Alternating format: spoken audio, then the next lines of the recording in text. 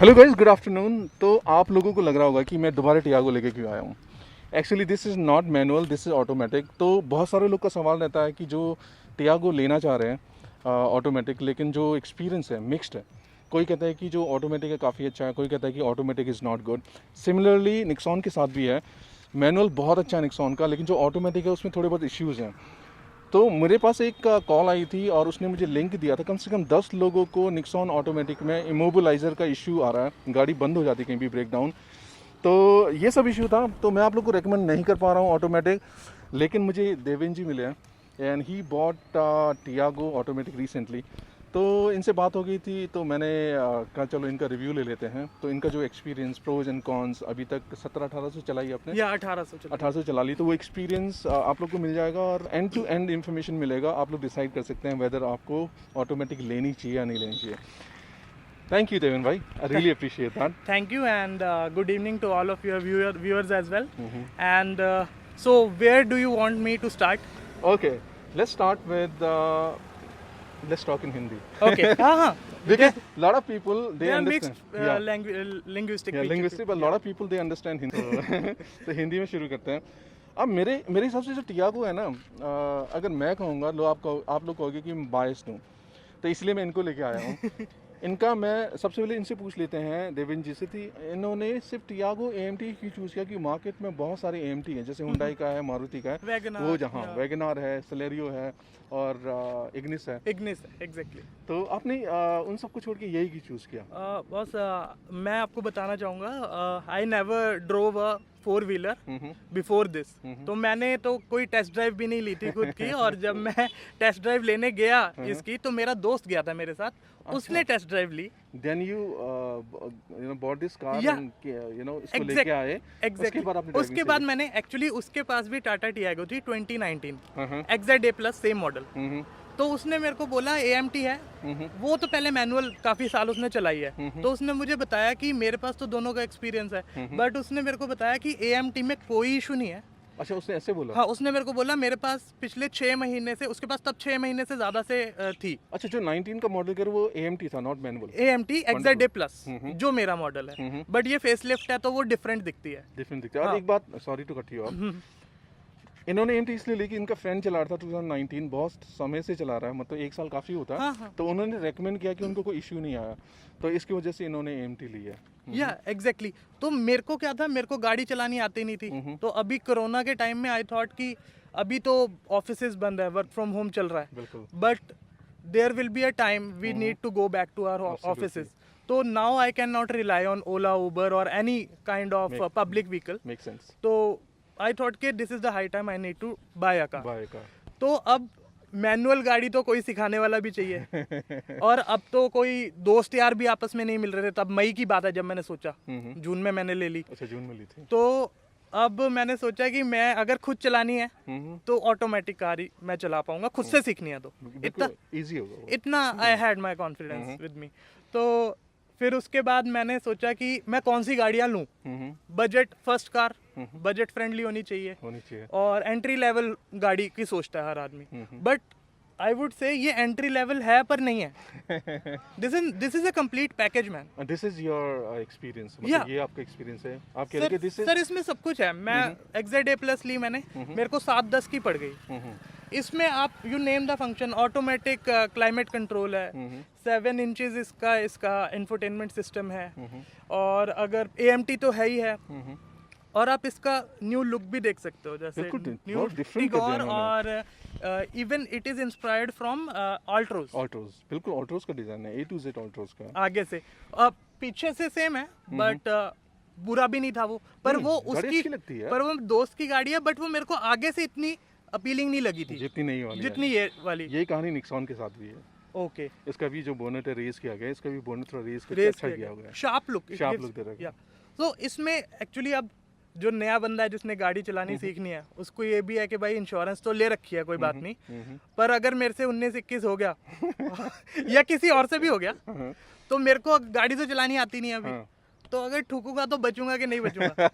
ठीक है, तो उसमें मैंने ये सोचा कि कोई हैवी बिल्ड गाड़ी चाहिए, इंश्योरेंस की बाद में देखी जाएगी, पर खुद की तो देखनी है, बचूंगा कि नहीं पहले, हाँ, बचूंगा। सबसे पहले तो ये। इसमें मेरे को कंप्लीट पैकेज लगा।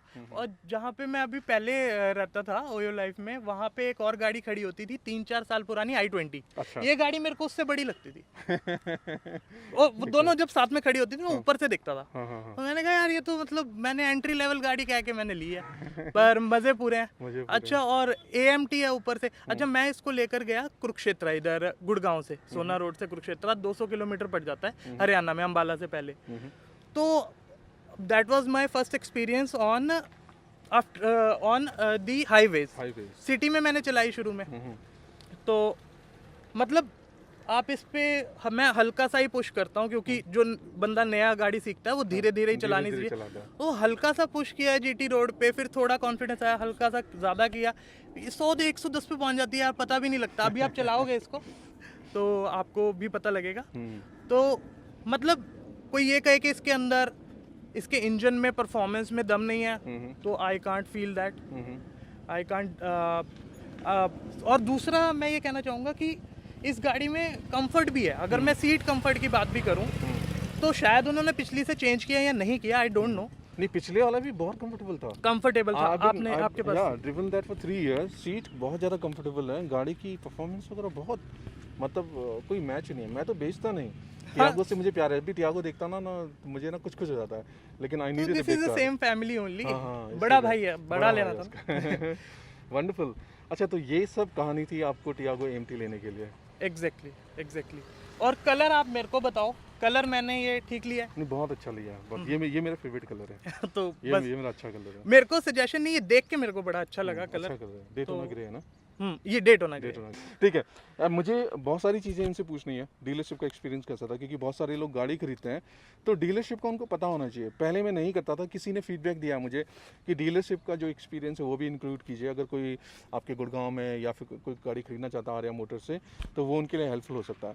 तो पहला सवाल मैं आपसे यही पूछता हूँ, जो आर्या मोटर का डीलरशिप का आपका एक्सपीरियंस है वो क्या? टेस्ट ड्राइव के टाइम पे it was very great experience. जब मैंने उनको कहा, उन्होंने कहा आ जाओ, और तब तो लॉकडाउन था, वो मेरे को वहाँ तक ले गए।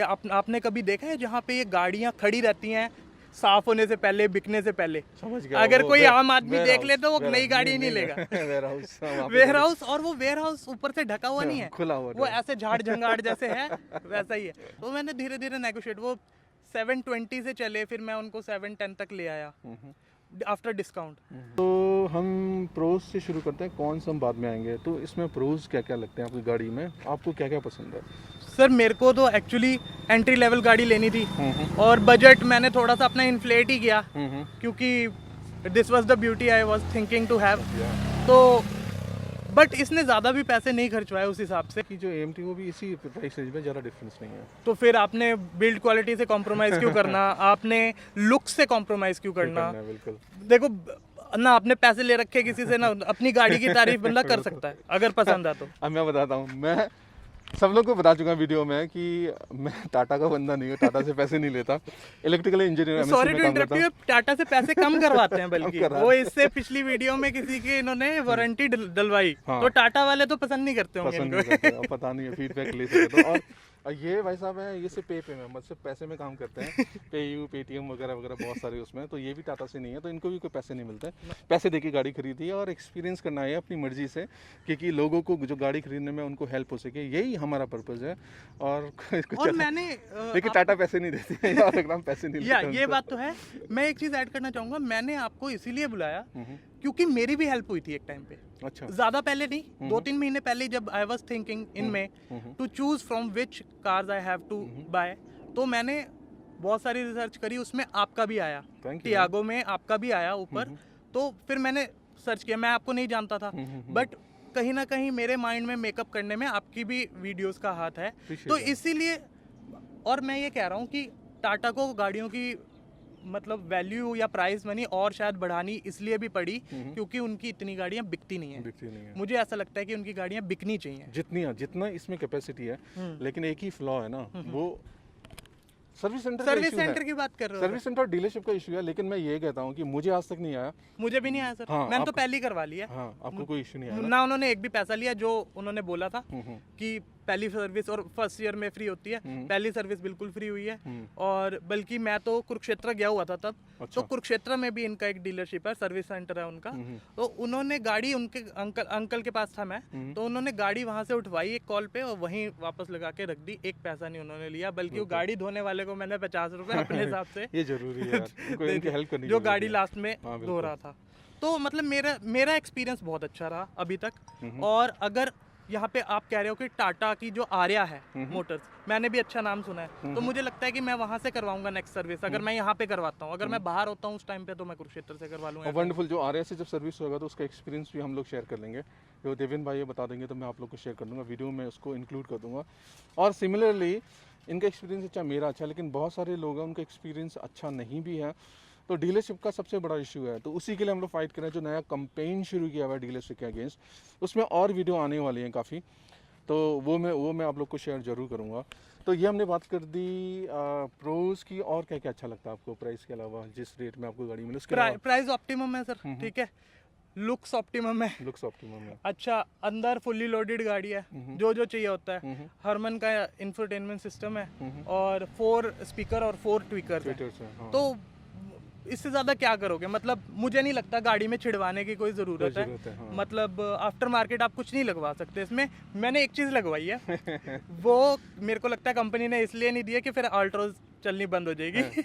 आर्मरेस्ट अच्छा, आर्मरेस्ट बाहर से लगा। आर्मरेस्ट मैंने बाहर से लगवा लिया।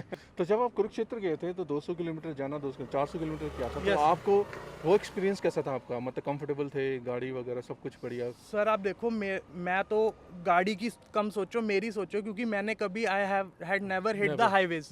तो मुझे पता नहीं था। अब मेरे को तो ये पता है, मैं गाड़ी में तो घूमा हाईवे में, चलाई नहीं है, मुझे ये पता है कोई भी कहीं से आता है यहाँ पे और तेज तेज आता है, क्योंकि अब उस तरीके से मैं हैंडल कैसे करूँगा। तो हैंडलिंग मुझे बड़ी अच्छी लगी फर्स्ट ट्रिप में ही, क्योंकि मैंने गाड़ी भी खुद चलानी सीखी, फर्स्ट टाइम ही मैं हाईवे पे खुद लेकर गया। तो हैंडलिंग मेरे को अच्छी लगी। जब मुझे ब्रेकिंग करनी थी तब अच्छी हुई, जब मुझे थोड़ा सा कट मारना था तब अच्छा हुआ। तो राइड एंड हैंडलिंग अच्छी हो गई।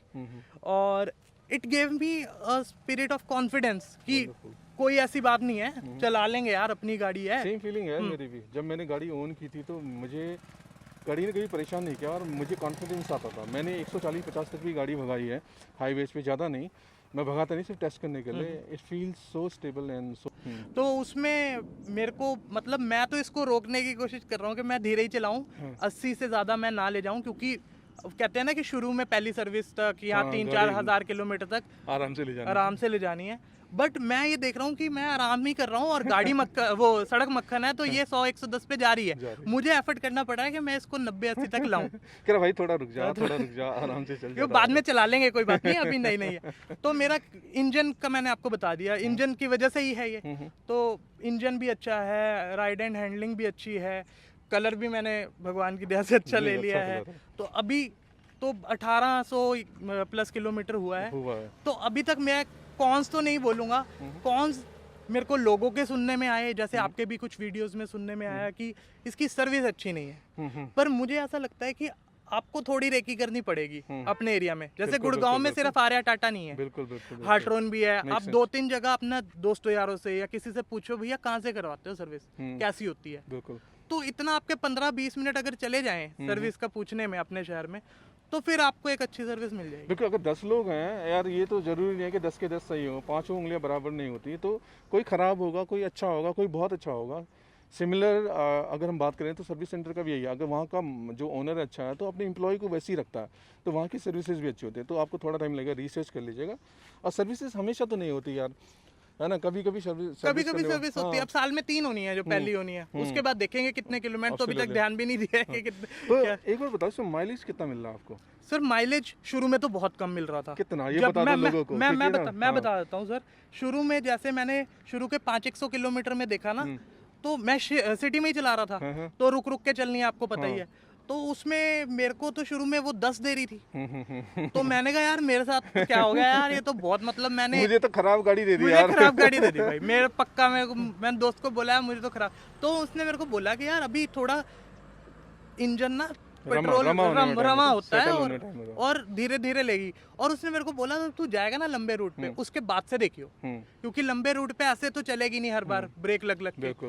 तो सर मैंने जब लंबे रूट वाला टैंक टू टैंक वो मैंने नापा तो लंबा रूट भी था उसमें और आधा मैंने सिटी में वहाँ पे भी जहाँ गया और यहाँ पे भी चलाया। तो मेरे को दोनों का मिक्सचर बताऊंगा, मैं ये नहीं बता सकता कि टैंक टू टैंक में सिर्फ सिटी में कितना है, क्योंकि सिर्फ सिटी में नहीं चली टैंक टू टैंक। तो उतना मेरा 16.5 तक आया। अच्छा आया था टोटल। अब हम लोग आ जाते हैं कॉन्स पे कि इनको अगर कोई इश्यू आया अभी तक, अगर नहीं भी आया तो गाड़ी में कभी जब चलाते हो ना तो लगता है यार ये चीज़ें कम है, ये होना चाहिए था, ये इनको ऐसे क्या लगता है एएमटी में, ये पूछ लेते हैं तो फिर मैं कह रहा हूँ मैं सिर्फ पेयू में काम करता हूँ, टाटा के लिए काम नहीं करता। मेरे को कोई दिक्कत नहीं आई है। हाँ मेरे टायर पंक्चर्स का मैंने जो आपको इशू बताया था वो किसी ने किया है, वो टाटा ने नहीं किया। मेरा तो दिल पे बड़ा दुख लगा कि किसी ने ऐसे जैसे खुंदक निकाली है, वो साइड से पंक्चर तो तभी होता है ना।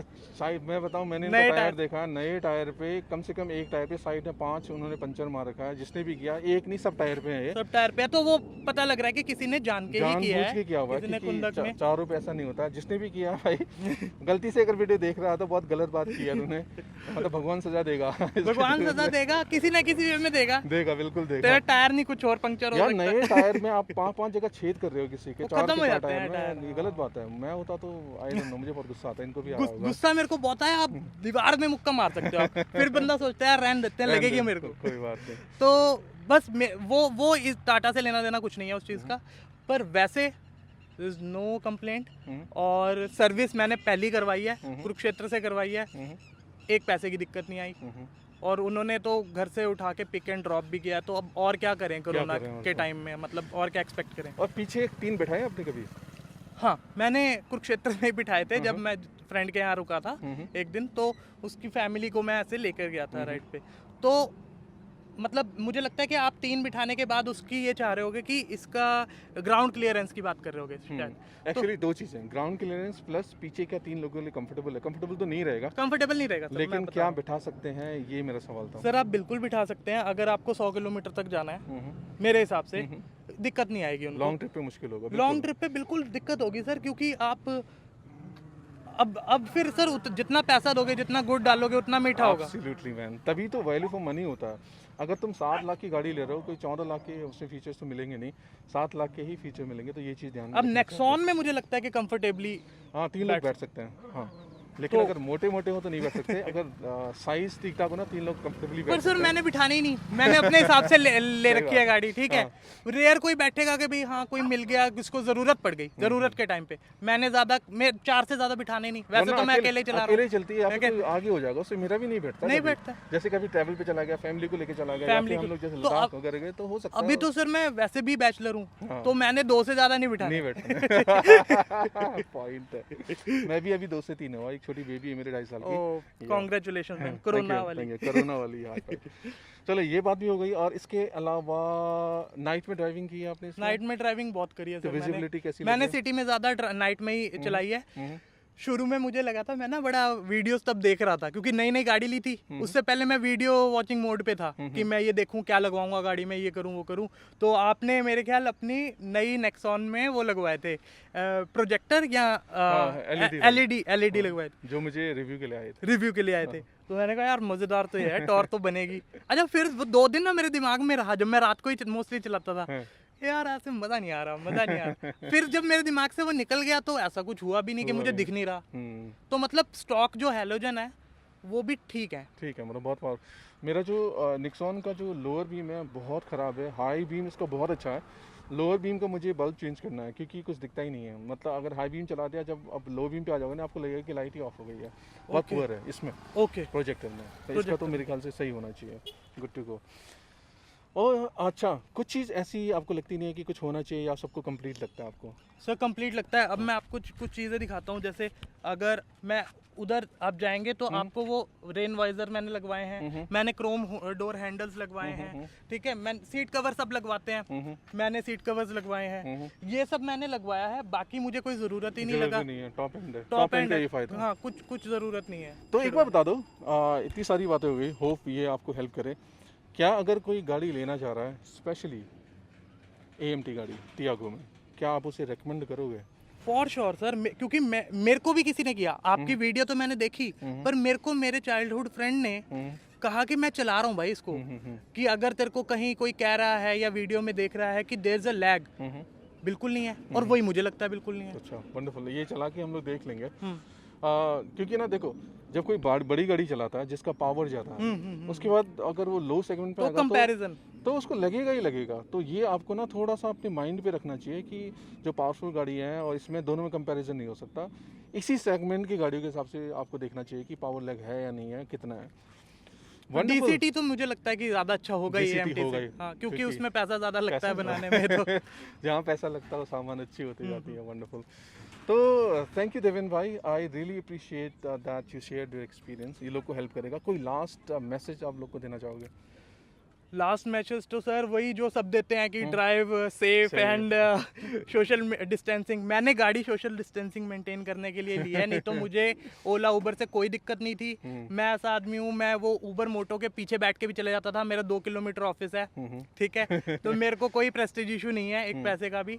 बट अगर अब मुझे लगता है कि गाड़ियों की सेल बढ़ेगी भी, मुझे लगता है सेकंड हैंड की भी बहुत ज़्यादा बढ़ गई है, क्योंकि लोग सोच रहे हैं जिनके पास 2 व्हीलर थे या नहीं भी था कि हम ले लें गाड़ी अब, क्योंकि फैमिली और मेरी कोरोना से सेफगार्ड होना चाहिए। तो सबको यही कहता हूँ कि गाड़ी देख के लो, रिसर्च करो, लोगों से भी रिसर्च करो, वीडियो पे भी, और टाटा की गाड़ी आप ले सकते हो। हाँ, सेफ गाड़ी है। और सेफ गाड़ी है, बिल्कुल लेनी चाहिए। और ऐसा लगता है कि मतलब अगर आपको ये है कि आपकी छोटी गाड़ी में भी सब कुछ बड़े जैसा हो, तो आप AMT ज़रूर ये वाली XZA प्लस ले सकते हो। मैनुअल में लेनी है वो भी XZ प्लस है, उसमें सारा कुछ है, बस manual gear transmission. Thank you Deven भाई। तो जब मैंने पहली गाड़ी ली थी ना अपनी, तो मैंने सोचा भी नहीं था, क्योंकि मैंने नया नया घर लिया था, तो बजट तो बिल्कुल नहीं था।